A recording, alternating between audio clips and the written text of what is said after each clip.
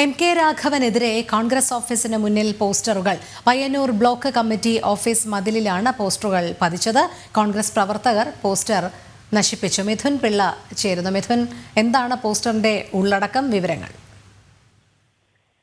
രോഹിണി, മാടായി കോളേജിലെ നിയമന വിവാദവുമായി ബന്ധപ്പെട്ട് MK രാഘവൻ എംപിക്കെതിരെ പ്രതിഷേധം കടുക്കുകയാണ്. ഈ പ്രതിഷേധത്തിന്റെ ഭാഗമായി തന്നെയാണ് പയ്യന്നൂരിലെ ബ്ലോക്ക് കോൺഗ്രസ് കമ്മിറ്റി ഓഫീസിന് മുമ്പിൽ MK രാഘവൻ എംപിക്കെതിരെ പോസ്റ്ററുകൾ പതിക്കുന്ന ഒരു സാഹചര്യം ഉണ്ടായത്. MK രാഘവന് മാപ്പില്ല. മാടായി കോളേജിൽ കോഴ വാങ്ങി CPIM-കാരന് നിയമനം കൊടുത്ത MK രാഘവൻ ഒറ്റുകാരനാണ്, കള്ളൻ MK രാഘവൻ എന്നിങ്ങനെയാണ് പോസ്റ്ററിൽ വാചകങ്ങൾ ഉണ്ടായിരുന്നത്. പിന്നീട് ഈ സംഭവം വലിയ വാർത്തയാവുകയും അവിടേക്ക് MK രാഘവൻ അനുകൂലികളെ കോൺഗ്രസുകാർ എത്തുകയും ഈ മതിലിൽ, കോൺഗ്രസ് ഓഫീസിന്റെ മതിലിൽ ഒട്ടിച്ചിരുന്ന പോസ്റ്ററുകളൊക്കെ തന്നെ പറിച്ചു കളയുകയുമായിരുന്നു.